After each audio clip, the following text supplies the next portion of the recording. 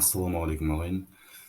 Қазақша мазмұн, қазақша контентте қазақтардың сүйіп қарайтын, көп қарайтын Шаншар, Уәлибек, Тука, Тұрсынбек, Алдаркөсе, Қошқар мен Теке, одан қалған уағыздар жинағы қайда? Біздің осы кезге шейін шолуымызға неге кірмейді? Қазақтардың қарап атқан миллион қаралымдары қайда кетті?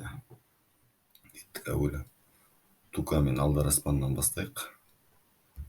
Алдар Аспан театры міне бар екен. 43 мың, 44 мыңға сәл қалған жазылушысы бар екен. Танымал контенті 800 мың, 400 мың деп, миллион деген сандар жоқ екен.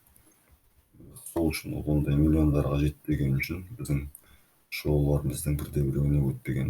Не саны бойынша да, жазылушылар саны бойынша да көріп азғантай жазылушы. Бұлардың осындай жазылушымен, осындаймен 2022 жылы $83 мың табыс тапқан екен. Жақсы, бұлар азғантай болса, елдің бәрі Шаншарды көрмей ма? Шаншар қайда? Шаншарда міне бар екен.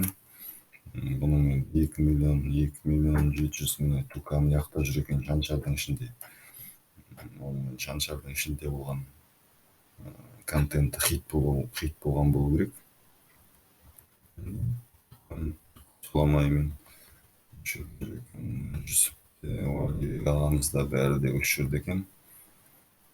3 күн бұрын салған, жаңа жылдың алдында салған контенттері тұр екен. Бұл Шаншар қанша тапты екен? Көрейік. Шаншардың 882 мың жазылушысы бар екен. Бұйырса миллионға жақындап кеткен. 17 миллион просмотры бар екен. Біздің шоуларға бұл бәрін жартқанның өзінде қосылмайды екен. Себебі мемлекеті, енді бұлар Техастікі ғой. Техас қайда? ақш-та. US деген ақш дегенді білдіреді.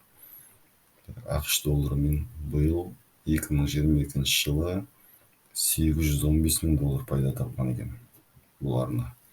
Яғни осы тапқан пайдасымен де шоулардың ішіне кіруге мүмкіншілігі болған, бірақ Техас ақштың құрамында болған үшін біздің шоуларға кірмеген. Келесі жолдары ондайларды да қарайтын боламыз. Бұйырса әлі де кездесеміз деген ойдамыз бұлармен. Енді және бұл сұрақ қазақтың бәрі қарайтын, түгел жерде шай ішіп отырып, ет жеп отырып, анжырым жерде кетіп батып қарайтын Тұрсынбек қайда деген сұрақ. Тұрсынбекті іздеп зорға таптым құрдасымды. Тұрсынбек мына жерде жүр екен. Миллиондары ешқайда кетіп қалған жоқ. Ал бұл соншама миллион просмотрмен Тұрсынбекті сіз неге бұл шоулардың ішінде неге болмайды деген сұрақтың жауабы мына жерде жоғарырақ екен. Бұл Тұрсынбектің түгел видеосы тұрған арна Қазақстан ТВ ұлттық арнасына тиесілі екен. Ең алғашқы шоуымызда 2 миллион 740 мың жазылушымен Қазақстан ТВ арнасы болған. Сол шоудың уақытында Қазақстан ТВ-ны ішінде балапан бірге екен деп ойлағанмын. Сол үшін осынша жазылушы, соншама қаралым бар екен деп ойлағам. Олай емес екен. Қазақстан ТВ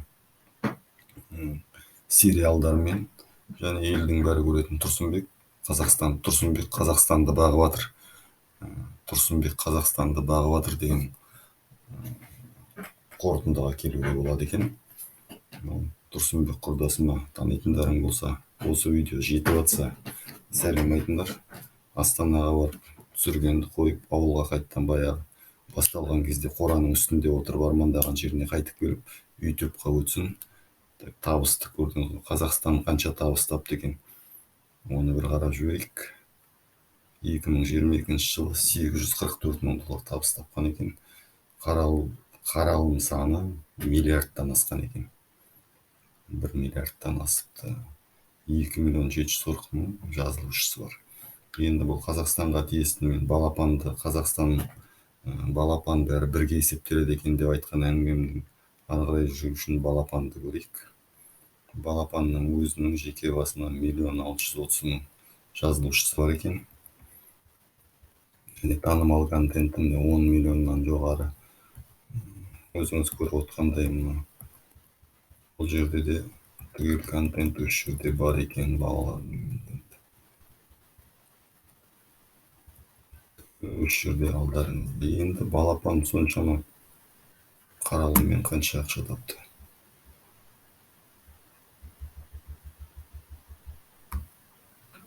Балапан 0 теңге акча тапты. 1 630 000 жазылышчысы бар, 0 теңге акча тапкан.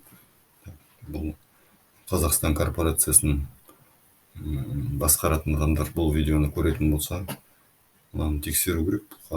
Канчама просмотр, миллиарддаган 600 миллион просмотрмен неге монетизация жок, неге казак контентти дамытып атканга, ары карай дамытууга ушундай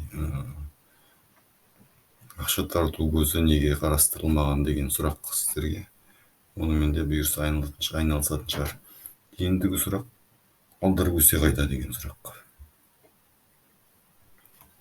Алдар Көседе бар экен.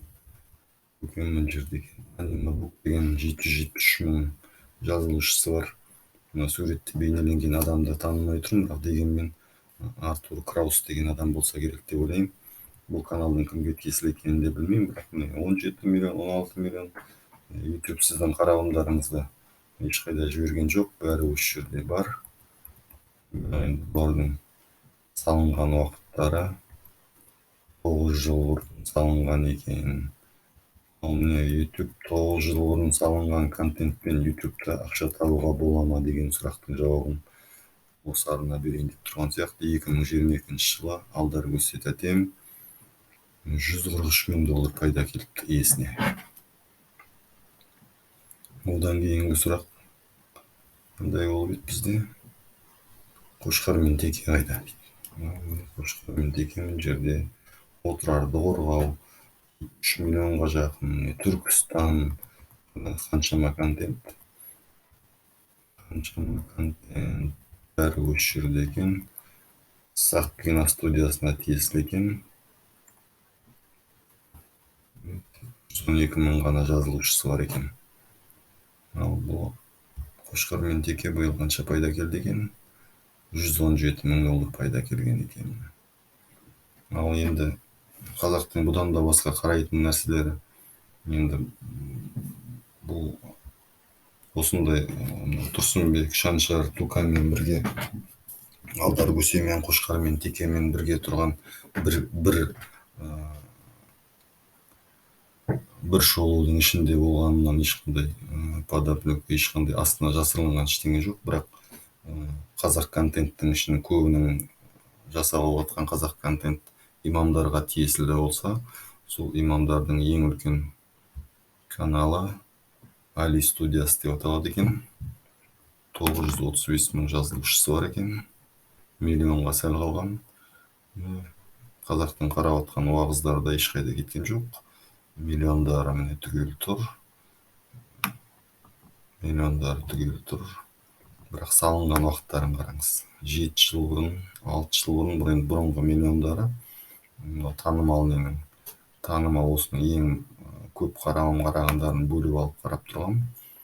1,4 миллион, 7 жыл мурун, 6 жыл мурун, 5 жыл мурун сондай үлкен жумуш жүрген болуу керек. Соңку салымдарын көрейик. Байкамай дейт кетти.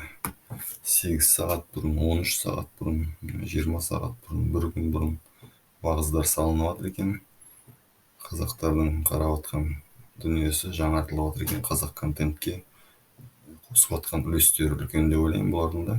Канча пайда таптı экен. ТМД устаздары деп кетип калган экен. 935 000 миллионнан өтпөй миллионго дейингилерге шолуу жасаган эдик. Ошол үчүн көрмөй калганбыз. Каралымдардын саны 250 миллион каралым. Быйыл $107 000 пайда тапкан экен. Yani бул да ойлойм, ол жаңандай берилетін, көрсөтүлөтүн жарнамаларына шектөө койгон болуу мүмкүн. Сол үчүн осундай чыгар деп ойлойм буну. Жасап аткан казакча мазмун, казакча контентке жасап аткан шоуубуз унаган болсо, арнага тиркелебиз, лайк басабыз. Эгер осундай шоудун ичинде Бәленче кайда, түгенче кайда дейтін сұрақтарыңыз туындаған болса, пікірлерге қалдырамыз. Бұйырса, жұмыстанамыз. Жақсылықтарда кездесейік.